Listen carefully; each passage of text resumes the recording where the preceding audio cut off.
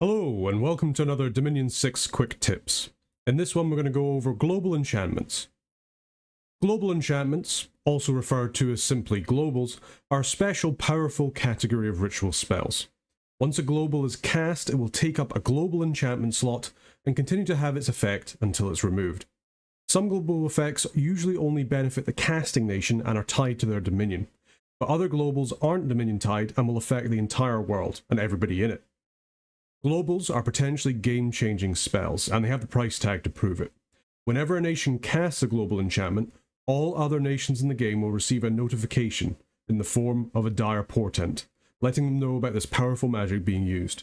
Depending on what global you cast, this can paint a very big target on your head, so be careful. In order to cast a global, like all spells, you need to be in a province with a lab and have the required magical paths to cast the ritual.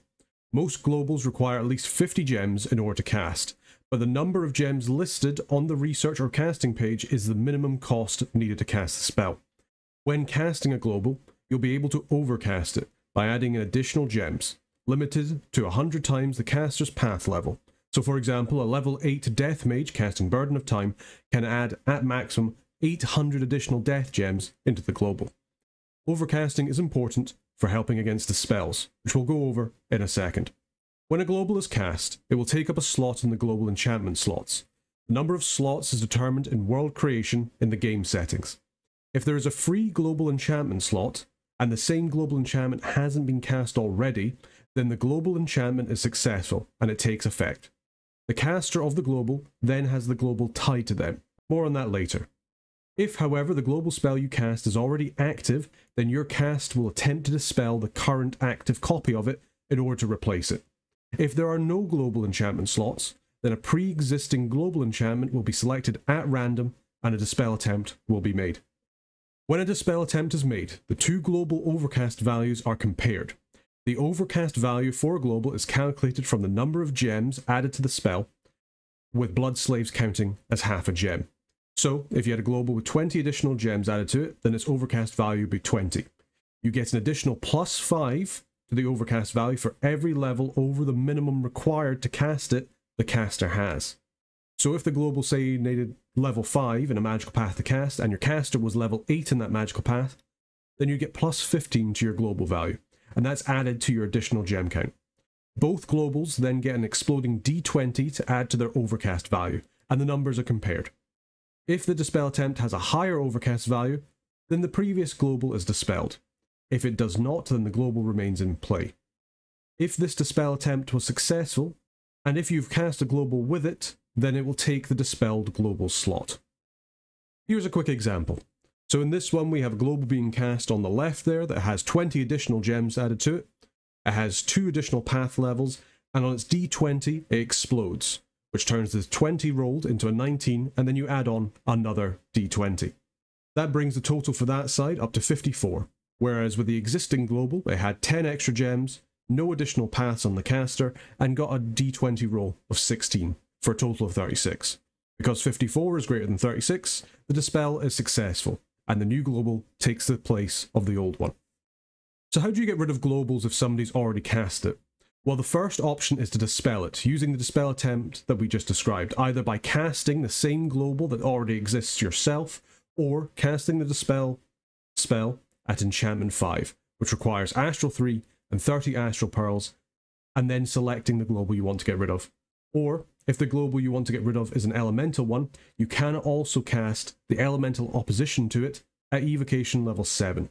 So say, for example, you want to get rid of a fire global, you'd be able to cast elemental opposition of fire at water 5 for 60 water gems. Note as well that these elemental opposition spells will attempt to dispel all globals of the opposing type. If your dispel attempt is successful, then you will have gotten rid of the global.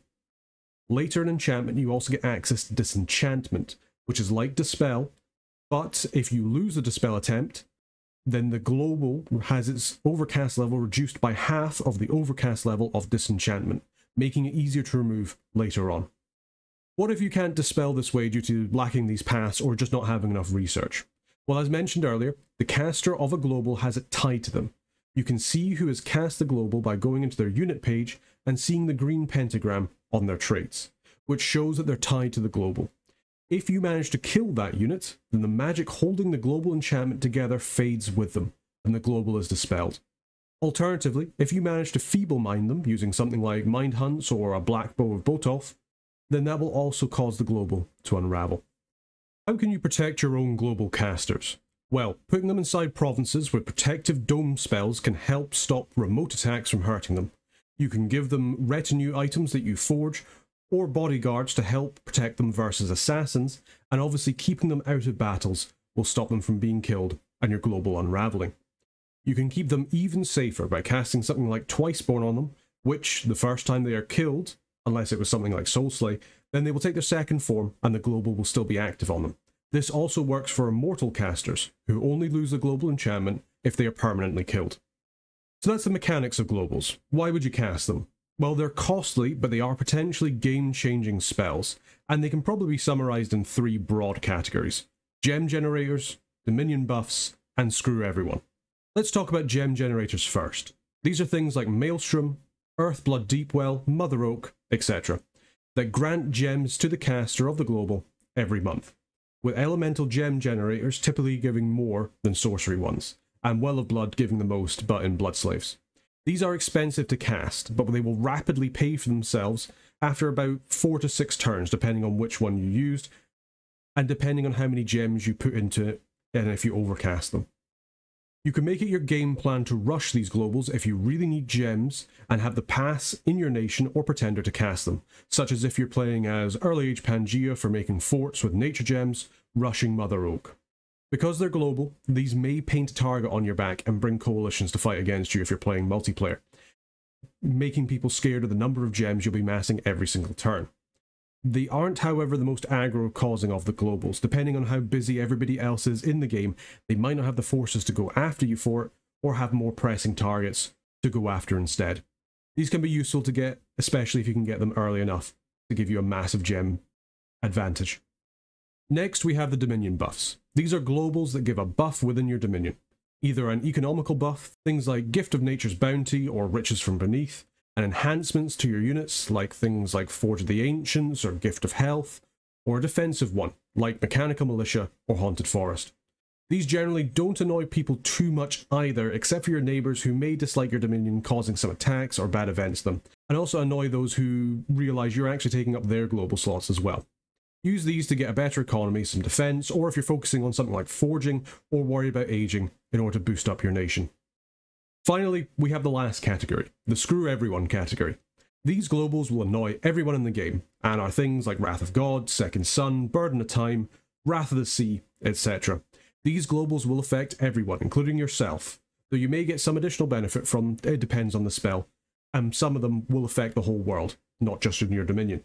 These can bring things like assassination attempts, lost income, bad scales, bad events, lightning strikes hitting people. The list goes on. You should think carefully about whether or not to cast these spells. Nothing brings an even bigger coalition against middle-aged Urmor than them casting something like Utter Dark or Burden of Time. But if you're in a strong position and you're doing a final push to win the game, these can be effective spells to help push you over the edge. Just make sure you do win, or you won't be making any friends anytime soon. Okay, that was a brief look at globals. Hopefully you found this useful for explaining how globals work and their mechanics, and how to potentially get around them in your games. Let me know in the comments what you'd like to see next. If you like what we do on the channel, consider becoming one of the Burger Band for some additional benefits and to support us going forward. Thank you for watching, and until next time, take care.